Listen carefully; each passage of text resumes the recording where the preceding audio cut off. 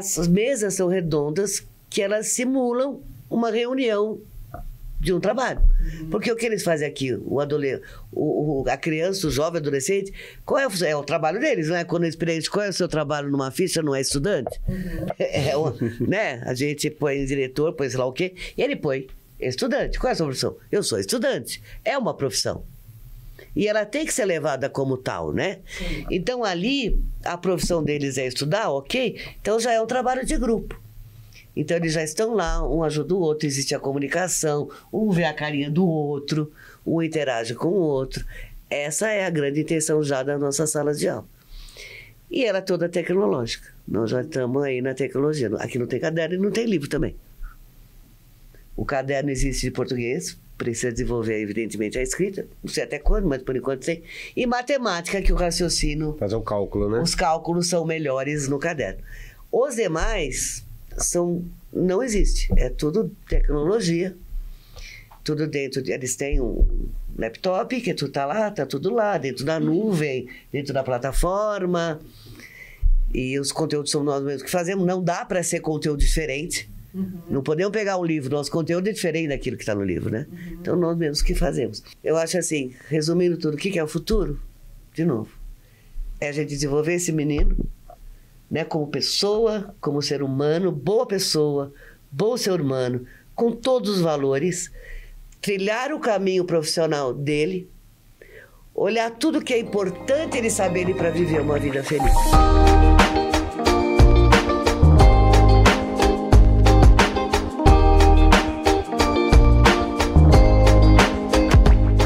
Bem-vindos ao Café com Pais, o podcast da Universidade de Pais. Sou Ana Luísa Meirelles e junto com o Dr. Vimer Botura, mergulhamos na parentalidade e nas relações entre pais e filhos, convidando pais e especialistas da área para as nossas conversas. Nosso programa oferece insights práticos e conteúdo para fortalecer laços familiares e o seu desenvolvimento pessoal. A cada episódio exploramos estratégias e compartilhamos experiências que ajudam a criar um ambiente familiar mais amoroso e compreensivo. Junte-se a nós para aprender, crescer e desenvolver suas relações familiares.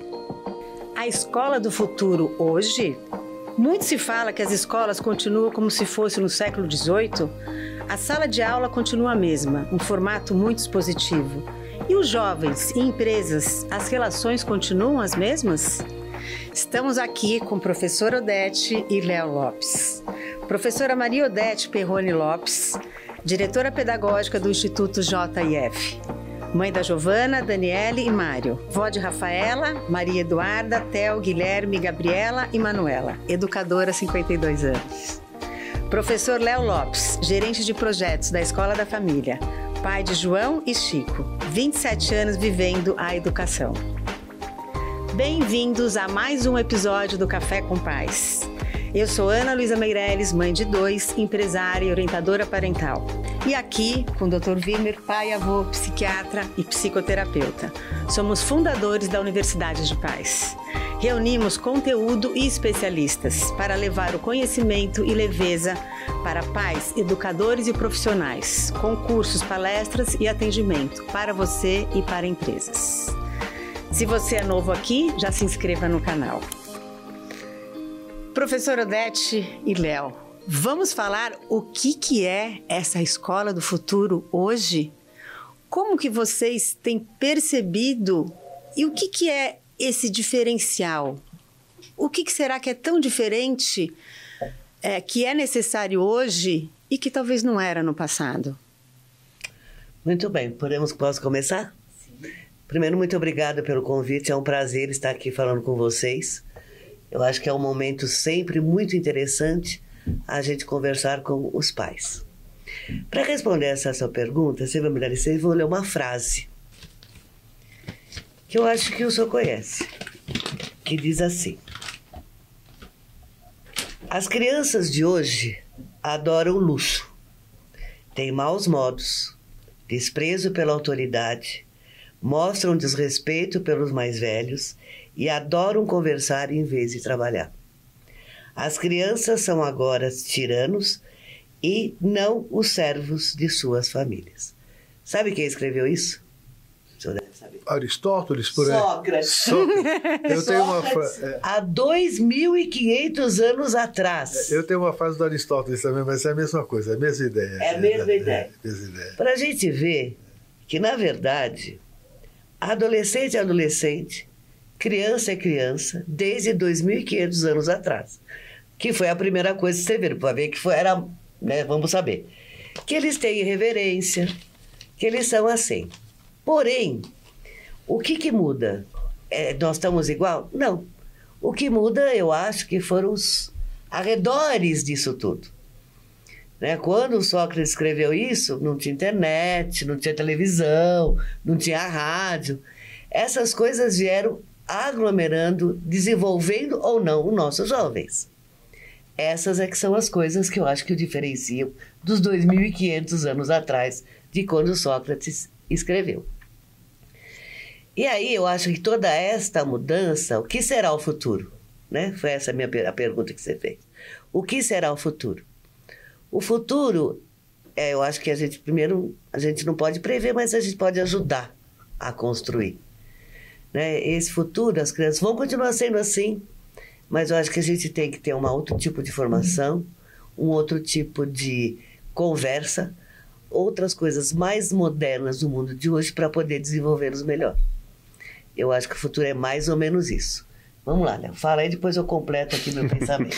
Professora, mas ouvindo a senhora falar, é impossível não referenciar com a escola que nós temos aqui, né? E entender que, eu parto do seguinte princípio, precisamos entender que o aluno, não é mais aluno, né? O estudante, ele é um cliente em potencial. Esse cliente, ele tem um modo de consumo da aprendizagem. Se a gente observar o mercado, de uma forma mercadológica mesmo, de negócio, existe locadora hoje nas esquinas alugando VHS? Não. DVD? Quem tem aparelho DVD em casa já é uma relíquia. Videocassete, então, é porque ficou jogado no porão e ele esqueceu lá para dar fim, né? Porque não existe mais forma de consumo desse tipo de produto, desse tipo de serviço. Concorda? Sim.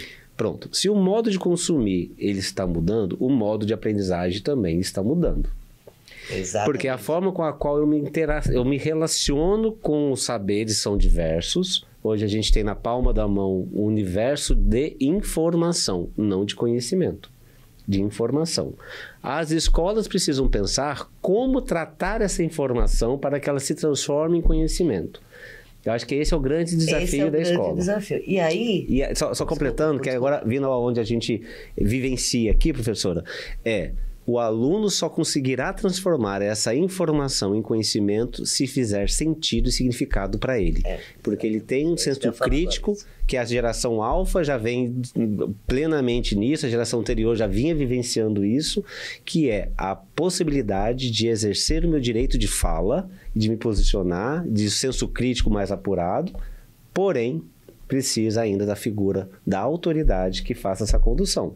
Então a gente fala em escola do futuro, fala em tecnologia, mas isso não exime, não exclui a figura humana, que é esse papel condutor. E aí a gente olha para a nossa escola. Eu vou só complementar o que você está dizendo aí, Léo. Eu acho que hoje os jovens continuam sendo daquele jeitinho que Sócrates falou. Porém, hoje eles vão ver sentido, não só sentido. Qual é o propósito? Qual é o propósito de uma criatura sair de casa todos os dias, às 7 horas da manhã, começar a aula, ficar o dia inteiro numa escola? Qual é o propósito? Qual é a aula que hoje o aluno fala que ele mais gosta? Educação física, esporte. Aonde está a matemática? Aonde está o português? Aonde está a história? Aonde está a geografia? Você bem disse. A informação, ela já existe. Já existe, está lá.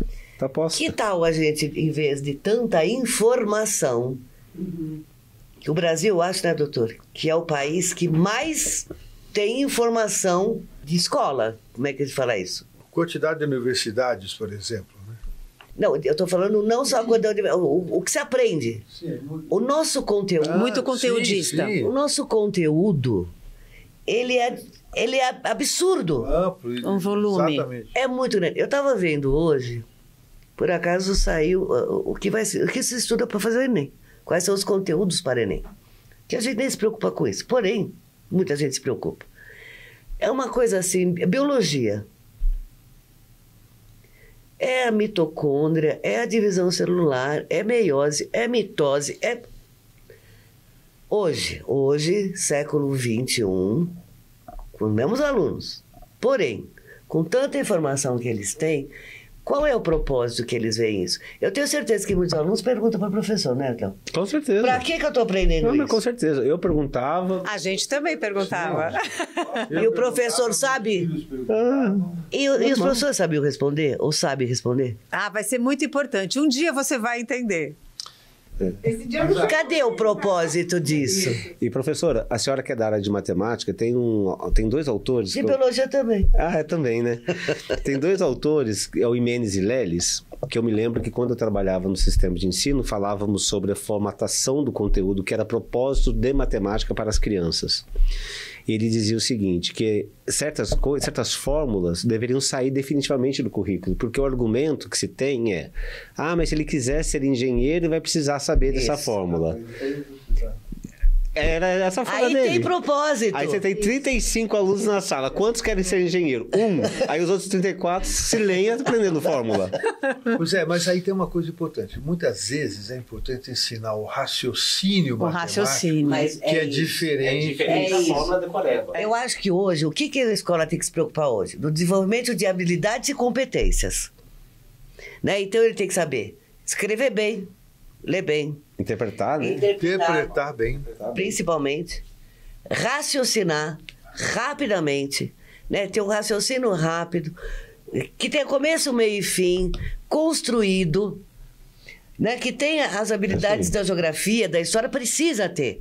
São habilidades que te desenvolvem e competência. Agora, e isso você faz através de conteúdos, óbvio. Sim. Mas conteúdos, eu acho que são para a vida. Eu preciso saber a meteorologia, por exemplo. Preciso saber quando vai fazer frio, calor, porque é frio, porque é calor. Claro. Sei lá, estou dando exemplo. Precisa compreender os mecanismos. Alguns são necessários. Sim, claro. O resto está lá. Você põe no Google, você põe na IA, inteligência artificial hoje em dia. No TikTok, eles aprendem melhor, inclusive. Melhor. E aí, por exemplo, né, como você falou da história... Como isso é importante nesse entendimento da sociologia, de onde viemos, para onde estamos indo. Existem contextos importantes. Existem contextos importantes. Existem coisas importantes que é para você sobreviver, viver. Para a sua sobrevivência humana. Precisa ter. Agora, outras que são os periféricos, eu acho que o futuro devia ser visto nesse sentido, né? De escola, uma cadeira atrás da outra. Então, existe um lugar de convivência. Como você convive vendo a nuca do seu amiguinho? Como você convive que você não pode falar com seu coleguinha? Que tipo de convivência a escola tem? Que interação social você propõe na escola? Interação só ouvindo para o professor? Você não tem interação, na hora do intervalo, na hora que ele está jogando bola, aí ele tem essa interação. E professor, eu vi uma frase no Panamá, há uns anos atrás, num congresso de educação, que dizia o seguinte: a sala, o recreio está para o aluno, como o banho de sol está para o presidiário. Tem aqui... Nossa, tem um comentário. Pesado, mas... Pesado, que chama-te Diogo, né? Nem sei se pode falar o nome dele, é um cara do TikTok aí. Que ele fala muito isso, cara. É engraçado. Às vezes é um pouco exagerado, porque até um pouco... Apelativo demais. Mas ele comparou outro dia a escola com presídio. Falei, Jesus amado, isso é ruim, né? Mas, professora, pensa isso é ruim. Mas pensa só. Isso é ruim. Na nossa geração, eu me lembro quando eu era aluno, porque eu não era... Tudo bem, eu tinha uma... né? Enfim. Mas eu me lembro que quando faltava 5 minutos para sair para o intervalo, o material já estava embaixo da mesa esperando bater o sinal. Faltava 10 minutos para acabar a aula, já estava guardado o material. Então, aí a gente... Agora, a questão, professora, as pessoas falam assim, o aluno, ele não quer ir para a escola. Não é que ele não quer ir para a escola, ele adora a escola, porque ele encontra os amigos. Porque a convivência de uma criança se dá onde? Na escola. Onde ela aprende a conviver? Aonde ela bate, ela apanha. Quando eu dava aula na faculdade de medicina, eu falava para os alunos o seguinte: o aprendizado muda com o tempo. Isso. A coisa mais importante que você tem na faculdade são os amigos que você faz. E para ter esses amigos, o preço que você paga é ter que assistir às aulas. Perfeito. Porque realmente assim, o relacionamento, o grupo de amigos, o vínculo com as pessoas. Amanhã eu me formo, quem vai me encaminhar um paciente é o meu colega que confia em mim. São as pessoas que trocam. Então eu digo, a aula, que a grande parte dos alunos chegava no terceiro ano da faculdade e falava, isso aqui é uma porcaria. Okay? Desanimados, desmotivados com a medicina, porque esperavam que ter aula com o Zerbini, e tinha aulas com os professores que são lá bons, mas uns excelentes clínicos, excelentes pesquisadores, mas davam aulas horríveis. Então eles tinham uma decepção.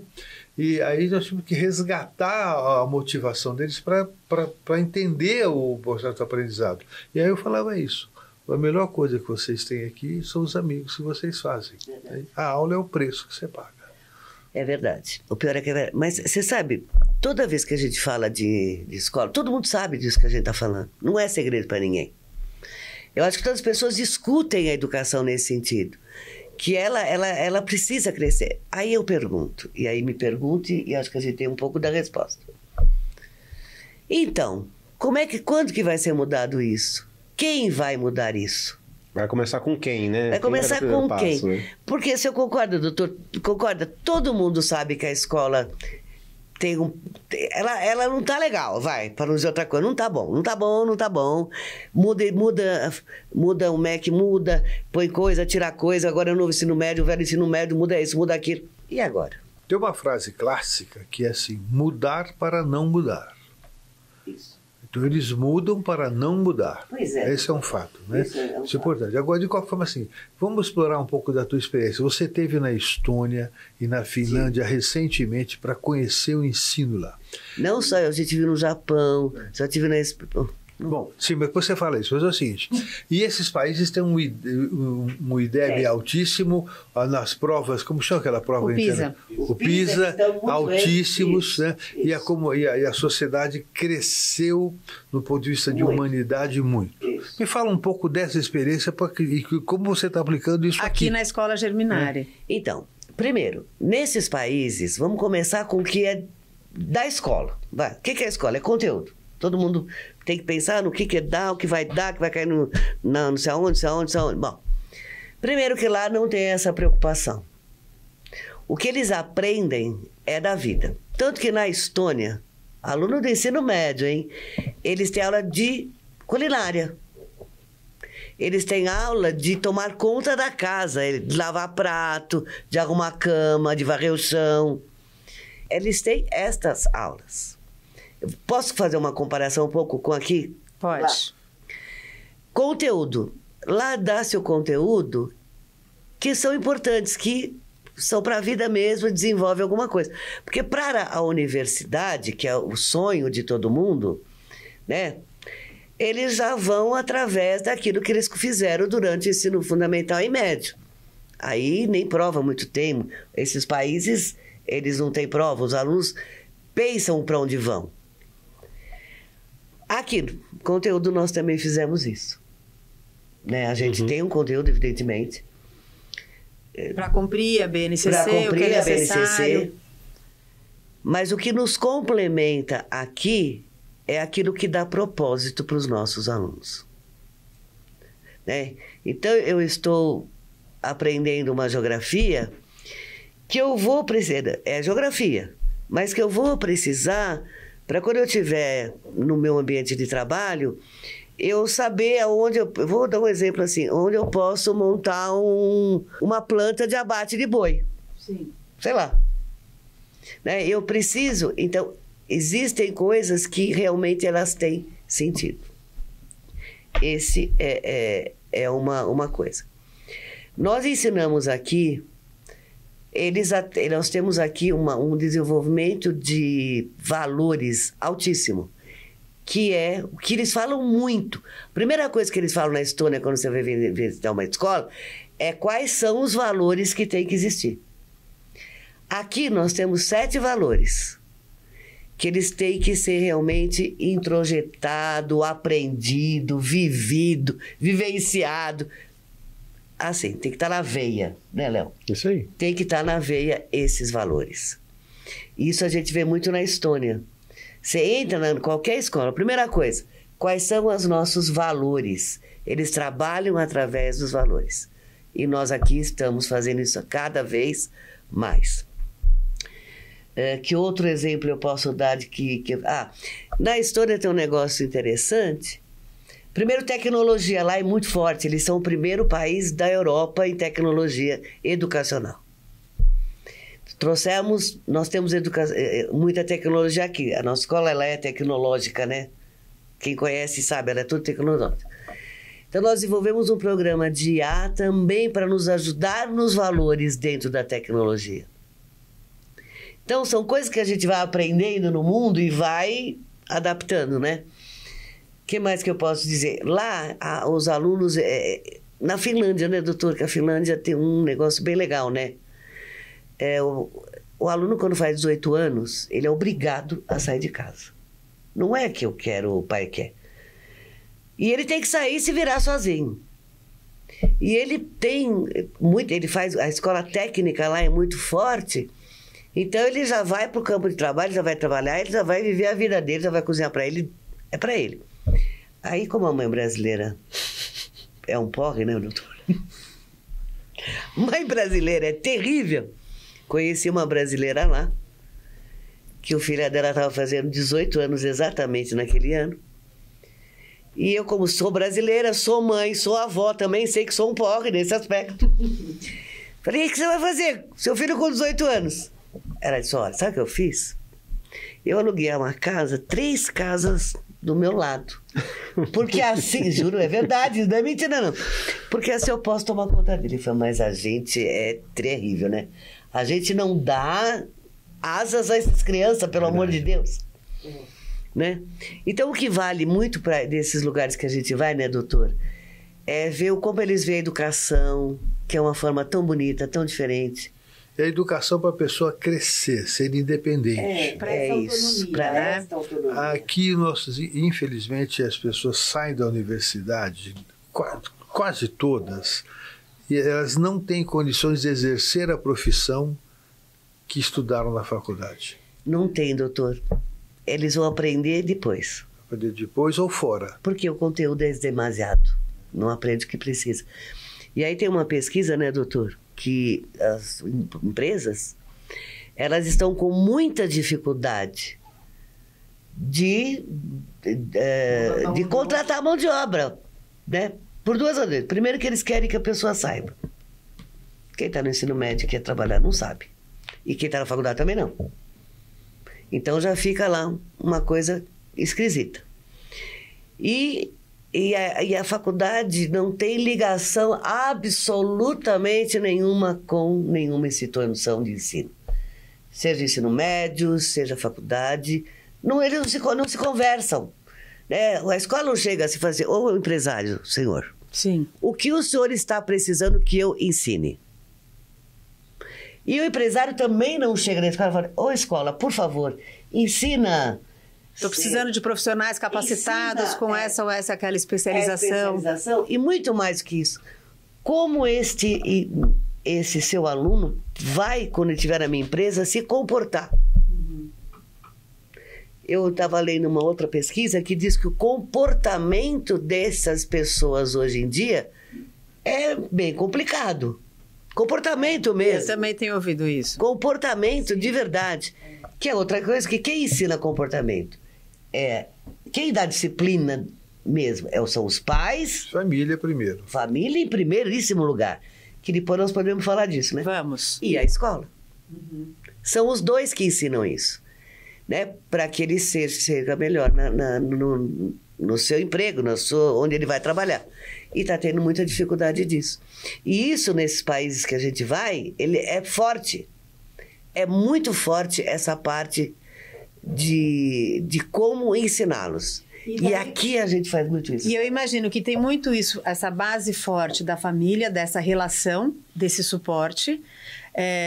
E como a gente entende que os jovens na Europa, sei mais de Alemanha, Suíça, que a partir dos 15 anos, 3 dias eles vão para a escola e 2 dias eles vão trabalhar. vão ter uma experiência já em alguma empresa e vão receber uma pequena remuneração por aquilo. Então, eu vejo que nessa forma já vai se entendendo o propósito muito do porquê que está se aprendendo aquilo e vai se criando inúmeras habilidades de relação, de postura, de troca, de aprendizado, de hierarquia. Então, isso é o dual da Alemanha, né? Uhum. Que é a escola técnica. Sim. Vou explicar o que a gente tem aqui, se eu posso fazer isso. Mas é isso mesmo. Sim, é isso que nós queremos. Então, queremos saber a escola Germinari. A escola Germinari. Ela é uma escola profissionalizante. A gente acredita numa educação de qualidade, mas também acredita muito em transformar este aluno em um profissional de excelência. O profissional, quando é de excelência, ele tem tudo. Porque ninguém vive sem trabalhar. Não ser herdeiro. Que não deve ter tanta gente assim, herdeiro. E que não tem muita realização em algum... E o herdeiro também, né, doutor? Como a gente estava conversando, se não souber gerenciar, vai acabar rapidinho. Muito bem. Para transformar, para a gente pegar esse estudante e transformar, ter essas duas coisas, nós temos, primeiro, que todo o nosso conteúdo é voltado para isso. Para a escola técnica, para ser técnico. Quando ele chega no oitavo e nono ano, eles começam já a ter aulas práticas. O que é uma aula prática? É fazer um exercício de matemática? Não. Isso não é aula prática. Aula prática é ir num lugar. E ver como é que as pessoas estão fazendo. Por exemplo, no oitavo ano nosso aqui, eles começam a aula prática de vendas. Porque vendas tem um desenvolvimento de muitas habilidades. Muitas. Que são essenciais para qualquer trabalho que você vai fazer. Então, o que eles vão vender? Eles vão vender produtos. Aqui dentro do nosso espaço. Então, eles vão lá para a empresa. Eles têm clientes. Eles vão lá vender. Só quer comprar o que hoje? Faz o pedido. Então, eles vão conversar com pessoas que eles não conhecem. Eles vão se desinibir. Eles vão ter a oratória. Eles têm que convencer a pessoa. Uma psicologia, interpretar, observar, e depois, sugerir. Tudo isso. E tem mais. Tem o cheque de metas. O que você fez? Como é que foi? Existe um controle de tudo isso, que é onde está o maior aprendizado. Então, a gente começa no oitavo ano. Deixa eu fazer um ponto aqui. A educação, de um modo em geral, educa as pessoas para ter vergonha da venda. Eu mesmo, na formação médica, a gente aprende a ter vergonha de vender o trabalho. Tudo a gente vende, doutor. Então, pois é. E aí você vai estudando a história, nós vamos entender que um dos elementos que mais diminuiu o número de guerras, de mortes, foi o comércio. Porque o vendedor, o mascate, ele saía de um lugar, ele vendia num ponto, ele precisava que aquela pessoa estivesse viva para ele continuar vendendo, né? E ele para ir para frente. Então, o comércio, isso é muito importante. Nós somos educados a ter vergonha do comércio. E o comércio é fundamental, inclusive para a paz. Promove esse olhar, esse cuidar, essa troca, né? Então, isso é muito importante. Lá na raiz. Então, é muito importante o que vocês estão fazendo das pessoas aprenderem a vender sem ter vergonha. Exato. E na verdade, o que eu falo para eles venda é tudo a vida. Você vende a sua imagem, você vende o seu pensamento, tudo é venda, tudo. O seu pensamento. A sua ideia. Vai um dia vender o carro, vai um dia vender a casa. Um dia vai vender também, tudo, né? Claro. Bom, aí quando eles chegam no ano, aí já melhora um pouco. Que daí a aula prática é fora daqui. São em lojas da empresa que eles vão ver como é que funciona o varejo. Como é que faz para vender? Aí entrar qualquer pessoa na loja. Né? São outras habilidades. E aí eles começam a ter uma ajuda de custo. Então, com 14 anos aqui, eles começam numa aula prática. A gente leva, a gente busca. Tem todo um aparato, óbvio. Mas eles já começam a ter uma ajuda de custo. Então, porque a ajuda de custo, ela dá um incentivo muito bom, né? Ganhar o seu próprio dinheirinho. E junto com o aprendizado dessa gestão. O aprendizado dessa gestão.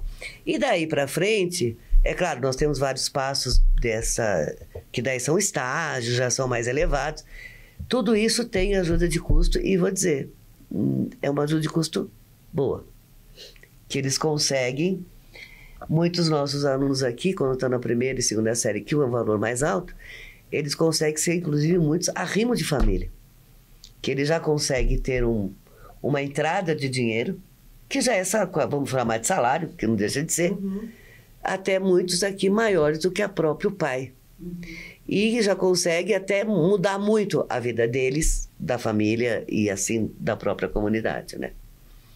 Agora, para tudo isso dar certo, né? Para tudo isso, é claro, nós temos uma grande empresa atrás da gente, que acredita muito na educação, mas para tudo dar certo, nós precisamos dos pais conosco.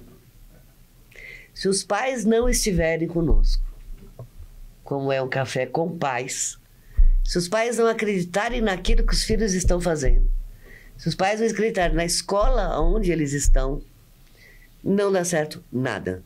Porque o aluno vê uma coisa na escola e outro pai fala. E fica que nem o pai e a mãe quando estão brigando, né? Eu acredito aqui ou eu acredito lá? E aí é preciso estabelecer uma questão de valores e princípios, né? Isso é muito importante. Se há uma dicotomia nisso, a gente vai ter uma ruptura e aí não evolui. Mas é muito importante essa questão, os pais conhecerem os valores da escola, porque, na verdade, a escola é um desdobramento da família. Tem que ser. Né? Tem que ser. Só que, infelizmente, muitas famílias jogam para a escola a responsabilidade que é da família. Né? A gente divide aqui. Né? Nós temos um tripé, que é a escola, a empresa, que nos dá tudo, e os pais. Se não tiverem isso, esse triângulo ele não vai se fechar e não vai dar certo. Essa mesa não para em pé, né, professora? Essa mesa uma não mesa para de em 3 pé. pés. E o estudante está em cima. Se faltar uma perna, a gente não consegue construir na integralidade. Exatamente. Né? Então, a escola eu acho que, como nós estamos falando também com pais, os pais não podem só ir na escola para dizer que o filho dele, que quando a escola chamou porque o filho dele está mal de nota, porque o filho dele fez não sei o quê, porque ele está suspenso, sei lá. Balcão de reclamação do PROCON, né, professor? A escola não pode ser isso. Não tem como. Os pais não podem ver a escola desse jeito. Tem que existir uma proximidade entre a escola e os pais, de uma maneira, não é só para contar o que a escola faz, de uma maneira de troca, né? Que a gente faz muito aqui. De troca, de o que os pais estão precisando, o que está faltando. Nós podemos fazer isso também. E é isso que a gente também faz aqui, uma grande troca com os pais. Que é para isso dar certo. Sim. Porque senão eu vou falar assim, olha, seu filho, quando ele tiver 15 anos nessa escola, ele vai para a rua sozinho, tá? Ele vai trabalhar, tá bom? Não. Mãe brasileira faz o quê? Pelo amor de Deus. Não. É muito perigoso, né? É perigoso. Claro, tem todo um aparato, evidentemente. Mas a primeira reação é essa. Agora, se ela sabe o que exatamente está acontecendo, que ele está trilhando sua carreira profissional, né? Ele está vendo propósito em tudo. E os pais veem também, as coisas mudam muito de figura. Muito. E quando a gente fala isso, a gente vai expandir isso mais numa outra conversa, mas quando a gente tem esse suporte, essa comunicação da escola junto com a família e junto com a empresa, essa é a comunidade. Essa é a comunidade. Então, acho que para resumir aqui o que é do futuro, eu acho que o futuro é esse. É dar condições para os meninos se desenvolverem com muitos valores. As crianças, os adolescentes têm que ter muito valor, um desenvolvimento pleno, saber ter o raciocínio bem desenvolvido, ler, escrever, interpretar muito bem, saber falar, saber se explicar, sabendo que ele vai para o campo de trabalho, ter esse trilho já para ele, não esperar ele ter 18 anos, vou pensar que faculdade eu vou fazer, agora eu vou entrar, não gostei daquela, vou na outra, porque é isso que acontece, né, doutor?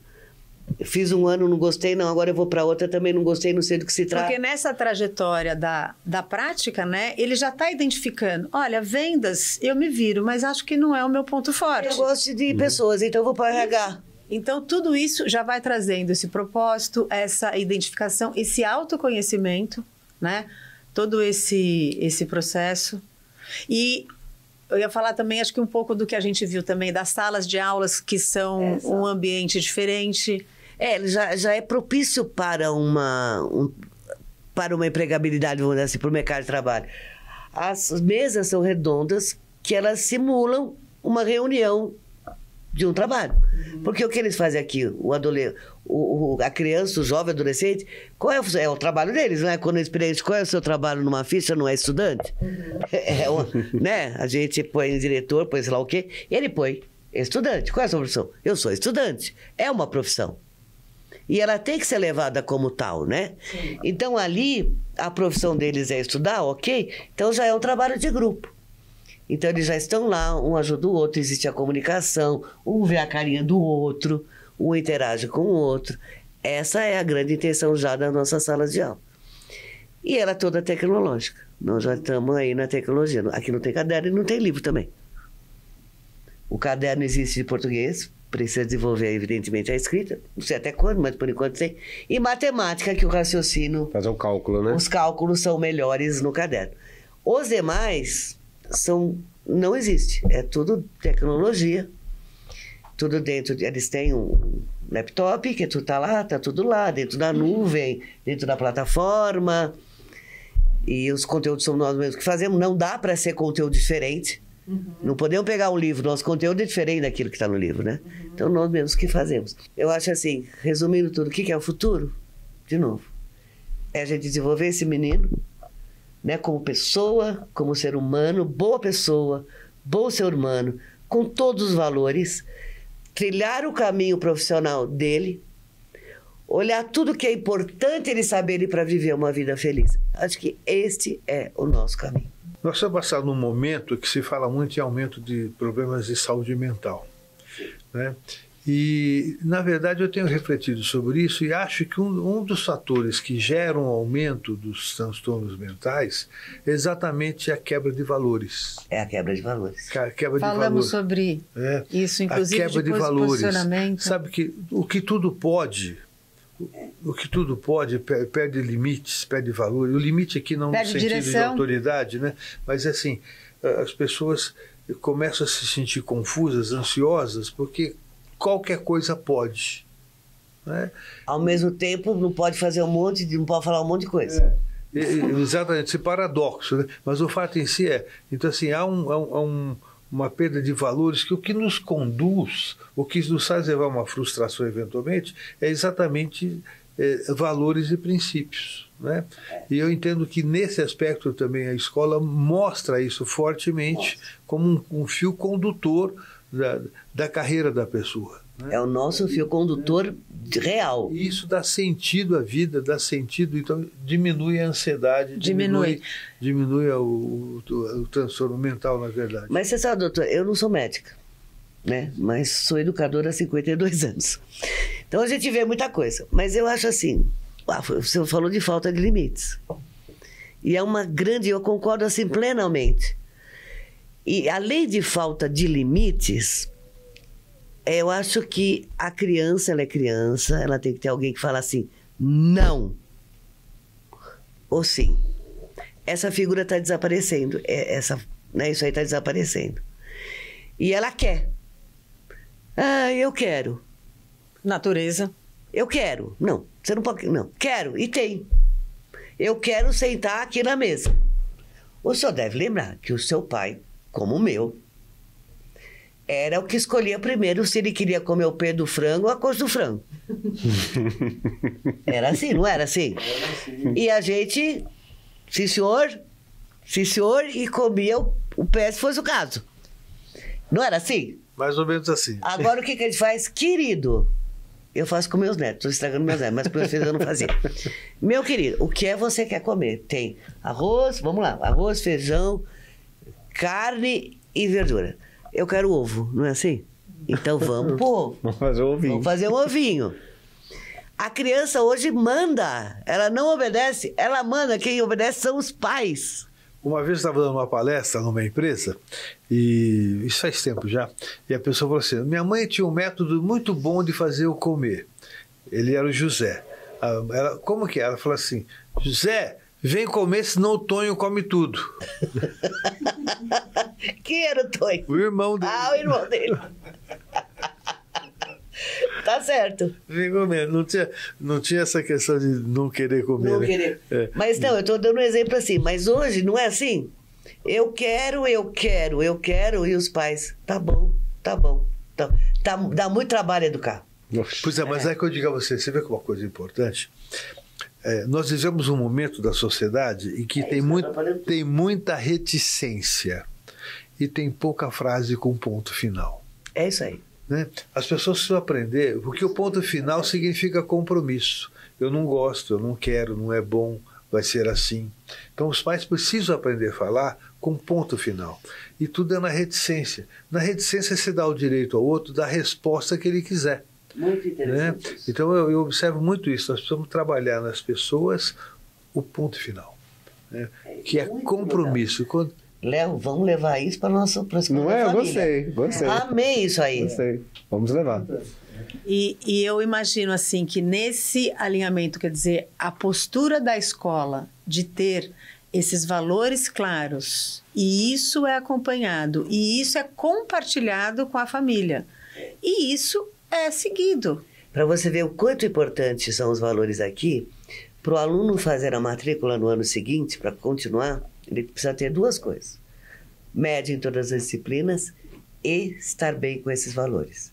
Ele pode ter 10 em tudo, mas se eles não, se na avaliação de valores, faz avaliação de valores aqui, 360. Os alunos, eles se avaliam entre eles, que avalia o professor, todo mundo se avalia. Se ele não tiver essa avaliação dos valores numa média, ele não pode, ele não prossegue aqui na escola. Sim. Os nossos aqui é mais forte se você não exercer eles do que você tirar 10 em matemática. Sim, isso é importante, porque valor é fundamental, né? Aqui você não aprende, conteúdo você aprende, você pega o Google, você vai. Agora, valores, você tem que viver e transmitir aquilo. Transmitir e pronto. Não tem muito o que sair. E você estava falando isso dessa análise 360 graus, que é muito interessante, né? E daí eles fazem avaliação, inclusive, dos professores, e os professores fazem. Aliás, a avaliação dos professores é aula a aula. Termina a aula, lá no computador deles aparecem as estrelinhas, e eles avaliam aula por aula. E comentam. Que isso para que serve? Para chincalhar o professor? Muito pelo contrário. Isso serve para o professor exercer a sua função de uma maneira melhor. Não é essa aula que eu dei hoje, os alunos não gostaram. A próxima eu tenho que mudar. E ele provavelmente se percebe, nossa, realmente, hoje eu não estava legal. E eles perceberam. E aí ele pode retomar o conteúdo, inclusive, né? Se eles não gostaram, porque não aprenderam. Então, tem uma oportunidade de retomar o conteúdo, porque tudo tem um propósito, tem um porquê que está aprendendo, né? E é importante ter isso. Para encerrar, vou fazer uma síntese disso, que no começo você falou do professor autoridade. A autoridade não é pelo personagem, a autoridade é pela capacidade, né? É pelo conhecimento, pelo aquilo que ele traz de experiência, mobilizando o aluno ao respeito pelo conteúdo, né? Não é pela forma. Não é? Isso. É isso, entendemos. Continuamos, vamos ter uma outra fala. Bom, a nossa conversa aqui está maravilhosa. Eu nem consegui fazer... Você não perguntou nada. Aliás, eu falei tudo. Foi ótimo, imagina, foi ótimo. Porque o conteúdo é tão rico e eu acho que a gente vai ter que fazer mais uma conversa. Vamos embora. Vamos fazer outra. Obrigada. Obrigada. Obrigado. Então, muito obrigada para vocês, ouvintes, que nos acompanharam aqui em mais um episódio do Café com Pais da Universidade de Paz. Deixa aqui seus comentários, que é muito importante, envie suas sugestões e compartilhe. Compartilhe com quem você acha que esse conteúdo também vai ser importante. Obrigada. Obrigada por ter ouvido o nosso episódio do podcast Café com Pais. Deixe a sua avaliação do podcast e compartilhe com quem você acha que pode se beneficiar em ouvir essas conversas. Para saber mais sobre o nosso trabalho, acesse o nosso site e redes sociais. Você encontrará toda a informação que precisa, assim como a ficha técnica do podcast e nossos contatos.